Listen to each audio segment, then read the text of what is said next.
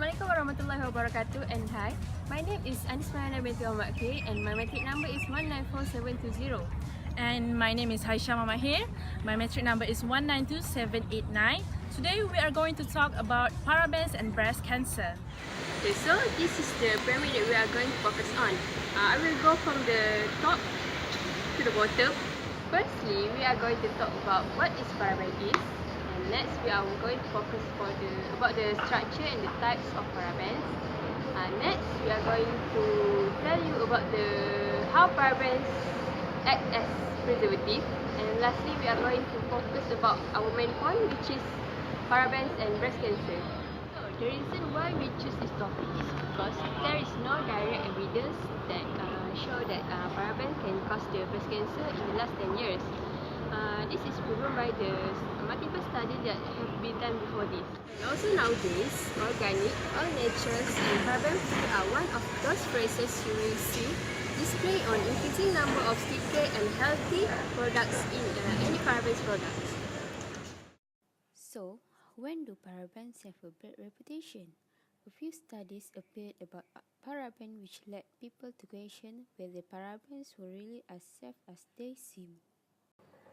When the Debert group reported that they found parabens in 20 different human breast tumors, however, the Debert study did not show that parabens caused breast cancer but nearly show a correlation.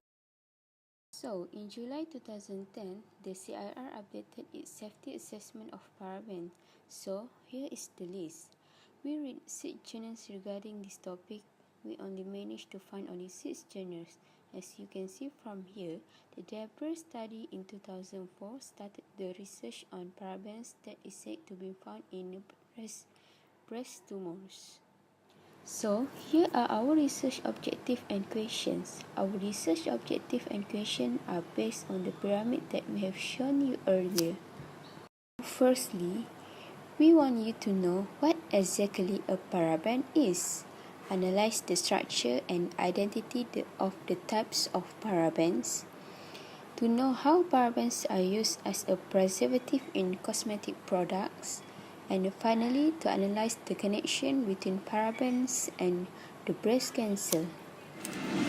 So, paraben is a family of preservative that is commonly used to control the growth of microbes in our body, not just cosmetic but toiletries, food and pharmaceuticals.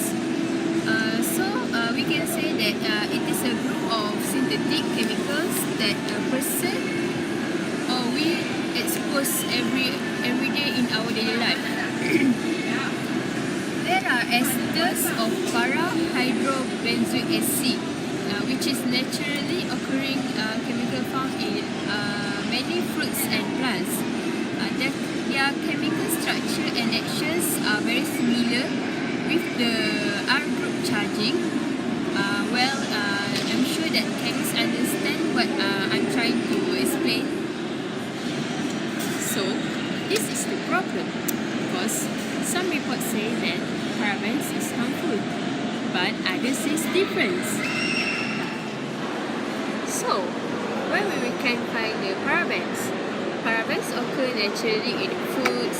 Methyl parabens has been reported as an ingredient of cloudberry, fruit juice, white wine, and bourbon vanilla. Recently, propyl paraben has been detected in aerial part of the plants, which is the name is Stoxia brohica. So, paraben were first approved for use in cosmetic product in 1984 when the Cosmetic Ingredient Review determined that they were safe to use. So, typically, more than one paraben is used in a product and they are often used in combination with other chemical preservatives. So, this is how paraben look like in basic chemical structure.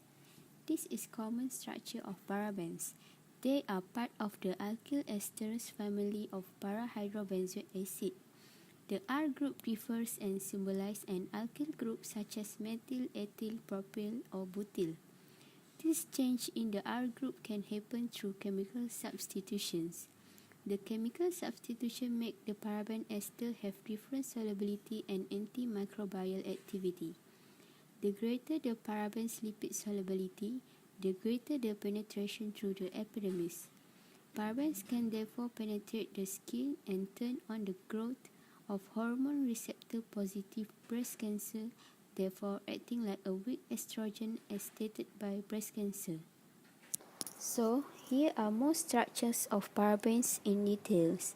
As the change length of the ester group of paraben increase, antimicrobial activity will also increase, but the water solubility will decrease due to the antimicrobial activity. This is the example of products that contain parabens. And these are the labels that are likely to be found on paraben-free products. As Anis mentioned earlier, parabens are used as a preservatives in cosmetic products. Well, it's not actually like cosmetic products only. It is also mostly used as a preservative in other products like soaps, lotions, and other grooming products. So, how parabens act as a preservative? Parabens are antimicrobial, keeping bacteria from growing in the product.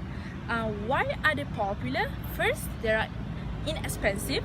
Second, they are very effective in very small amounts. Third, work well in most products, and of course can act against a wide range of nasty microbes. And they also have a very long period, which almost 100 years of safe use. This man here named Rastogi, he investigated the contents of paraben in cosmetic product with decreasing order of alkyl group from methyl, ethyl, propyl, butyl, and benzyl product in the cosmetic products. Well, the structures of the alkyl and benzyl paraben you can see in the previous slides. Up to maximum concentration of 0.8%, paraben is permitted by the Danish and EEC regulations in cosmetic products. Since 80s, year by year, you can see that the use of parabens in cosmetic products increased.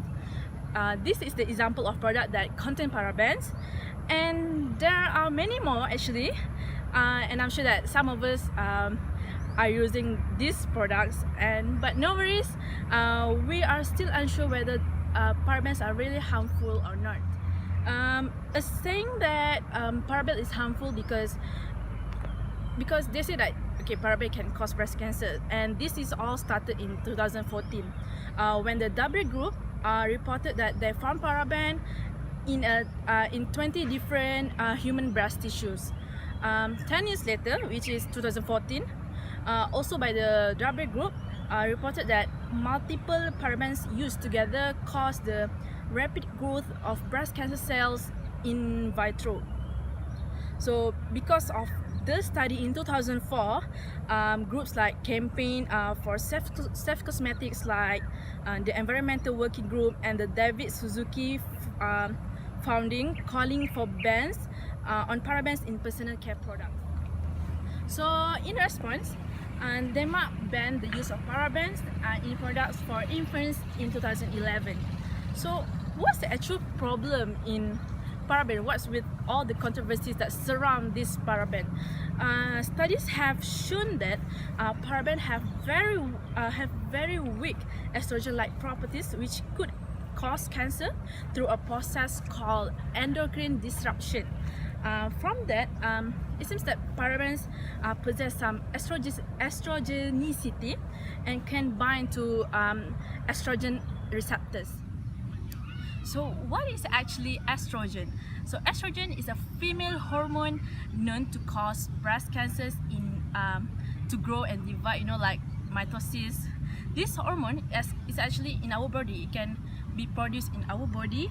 So what does this mean? So it means that it shows that breast cancer could have been caused by naturally produced estrogen. So the study in 2004 looked at 20 women with breast cancer and measured the tumor tissue for presence of 6 different parabens, and the result showed that 100% of sample contained at least one paraben.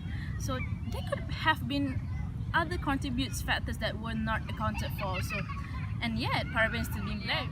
Parabens are not just found in cosmetic product, but they can be found also in maybe in food or other non-cosmetic that contain paraben. So in that double study, they did not make it clear where the source of parabens found in that tissue, but they just assume that they found these parabens in cosmetic products. So you can read from the slide here why parabens are still being used. Okay, and preservative is very important in cosmetic product, because we want that product to be able to longer, can use longer, and yeah, to make the product last longer. Okay, let's say that we want to totally avoid paraben and we want to use a new preservative instead. So, but we don't know how much about the health effects of the new preservative. But parabens have been used for almost 100 years by billions of people, and there have been numerous studies done on them. On the other hand, newer preservatives haven't been used for a long and haven't undergone as much testing. So, their health risks are unknown or could be far worse. Okay, so should you be avoiding paraben? If you're still keen on avoiding paraben, it's up to you because it's your choice. Or I suggest you to follow the European Commission's precautionary approach, where methyl paraben and ethyl paraben are of little concern. Propyl and butyl warrant more caution. So this matter is still an ongoing debate among the scientists. So I hope soon there will be any published comparisons of paraben concentration in the breast tissue of women with and without breast cancer, because the double group were doing with the women with breast cancer. That's all from us. Thank you.